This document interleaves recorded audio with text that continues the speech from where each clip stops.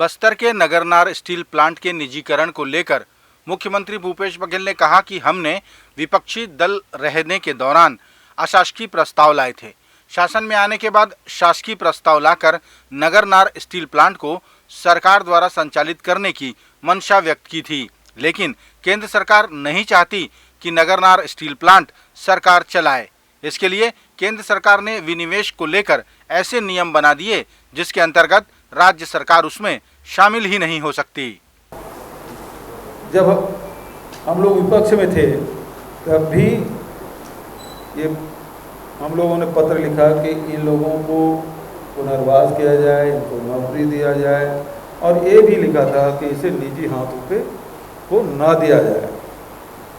और इसी के साथ साथ जब सरकार में आए, सरकार में आने के पहले अशासकीय संकल्प लाए थे विधानसभा में, सरकार में आए तो शासकीय संकल्प लाए, और विधानसभा में शासकीय संकल्प सर्वसम्मति से पारित हुआ कि एनएमडीसी यदि स्टील प्लांट संचालित नहीं कर पा रही है तो निजी हाथों में न बिके बल्कि इसे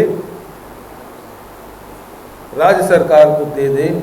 अभी तक की 20,000 करोड़ रुपया उसमें लगा है, वो राशि हम देने के तैयार है, राज्य सरकार स्टील प्लांट चला ले।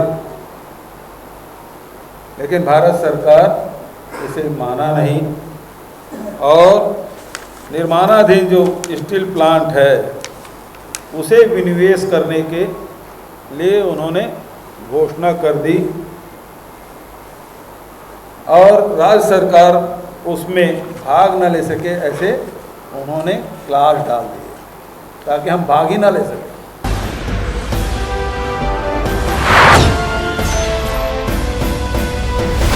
1 अक्टूबर से प्रारंभ हुए स्वच्छता पखवाड़ा में प्रदेश के राज्यपाल विश्वभूषण हरिचंदन ने भाग लिया। इस मौके पर उनके साथ Raipur institute of medical science के विद्यार्थी भी शामिल रहे। स्वच्छता पखवाड़े के दौरान राज्यपाल ने कहा कि हम सभी को अपने आसपास स्वच्छता बनाए रखनी चाहिए। इस कार्य हेतु उन्होंने आम जनता से भी बढ़ चढ़कर भाग लेने की अपील की।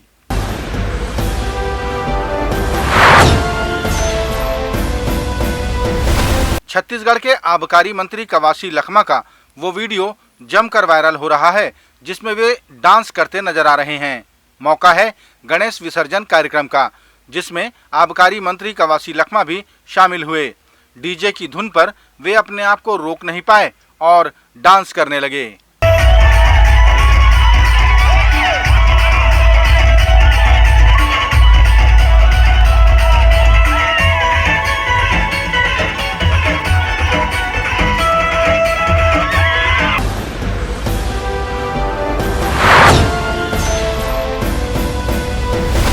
मुख्यमंत्री भूपेश बघेल ने बेरोजगारों को बेरोजगारी भत्ते की राशि का वितरण किया। इस मौके पर 1,35,104 बेरोजगार युवाओं को बेरोजगारी भत्ते का वितरण किया गया, जिसमें 35,48,07,500 रुपए ट्रांसफर किए गए। गौरतलब है कि जब से ये योजना प्रारंभ हुई है तब से अब तक 182,47,02,500 रुपए बेरोजगारों के खातों में अंतरित किए जा चुके हैं। इस मौके पर मुख्यमंत्री ने आईटीआई के 109 प्रशिक्षण अधिकारियों को नियुक्ति पत्र भी प्रदान किया।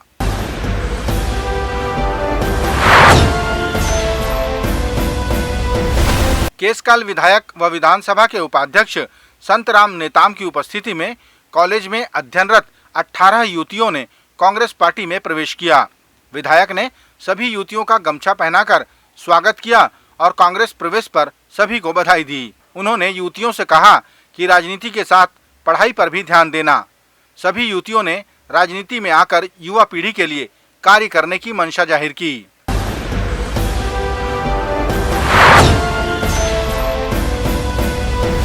बस्तर के नगरनार स्टील प्लांट के निजीकरण के विरोध में कांग्रेस ने 3 अक्टूबर को बस्तर बंद का आह्वान किया है।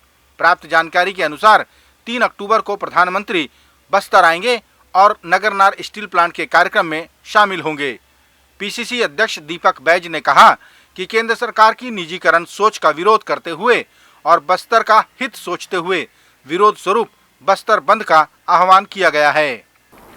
भाजपा की मोदी सरकार द्वारा बस्तर का नगरनार इस्पात संयंत्र बेचना बस्तर की भावनाओं के खिलाफ है।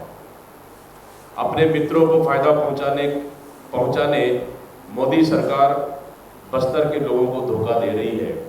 साथ ही नगरनार इस्पात संयंत्र बेचने के विरोध में 3 अक्टूबर को पूरे बस्तर बंद किया जाएगा।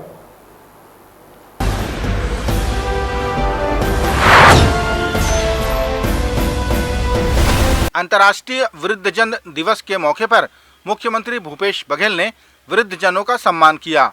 इस मौके पर मुख्यमंत्री ने जानकारी दी कि हमारी सरकार द्वारा बुजुर्गों की मदद के लिए प्रारंभ किए गए सियान हेल्पलाइन नंबर का अत्यधिक प्रयोग किया जा रहा है।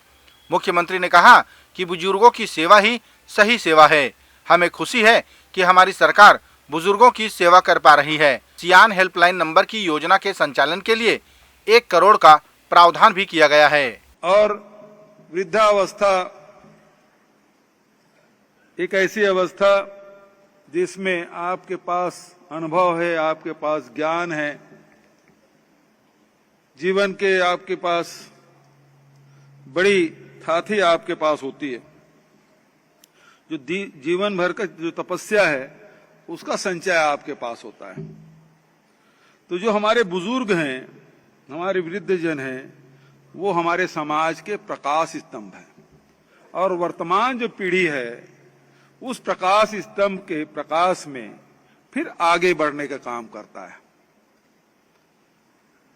तो हमेशा जो व्यक्ति, जो परिवार अपने वृद्धजनों की सेवा करते हैं, उसका अनुभव का लाभ लेते हैं, उनका आशीर्वाद लेते हैं, तो उनको 4 चीजें मिलती हैं। एक तो आयु, दूसरा ज्ञान, तीसरा यश और चौथा बल।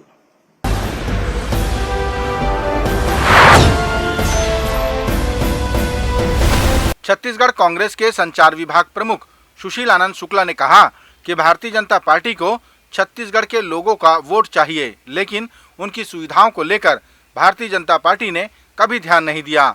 शुक्ला ने कहा कि लगातार भाजपा के बड़े नेता छत्तीसगढ़ आ रहे हैं, लेकिन यहाँ लगातार रद्द हो रही यात्री ट्रेनों के बारे में कोई नहीं सोच रहा कि इसके कारण आम जनता को कितनी परेशानी हो रही है। बिलासपुर और राजधानी के बीच की 14 से अधिक मेमू ट्रेनों को रद्द कर दिया गया। लगातार मोदी सरकार छत्तीसगढ़ के हितों के खिलाफ निर्णय ले रही है। पिछले 3 साल में हजारों ट्रेनों को छत्तीसगढ़ से रद्द किया गया है। कांग्रेस पार्टी ने आंदोलन किया तब रेलवे ने बताया कि छत्तीसगढ़ से कोई भी ट्रेन अब आगे रद्द नहीं की जाएगी, लेकिन बेशर्मी की पराकाष्ठा देखिए कि फिर से छत्तीसगढ़ की ट्रेनों को रद्द कर दिया जा रहा है। हमारी यात्री सुविधाओं को मोदी सरकार लगातार बाधित कर रही है। पिछले एक पखवाड़े में 2 दर्जन से अधिक केंद्रीय मंत्री आए, प्रधानमंत्री आए, भाजपा के राष्ट्रीय अध्यक्ष आए, अमित शाह आए, लेकिन भाजपा के किसी भी नेता ने छत्तीसगढ़ की रद्द हो रही ट्रेनों के बारे में किसी से भी चर्चा करना जरूरी नहीं समझा। यह भारतीय जनता पार्टी का छत्तीसगढ़ विरोधी चरित्र है। छत्तीसगढ़ के लोगों का वोट तो चाहिए, लेकिन उनकी सुविधाओं का इनको कोई ख्याल नहीं है।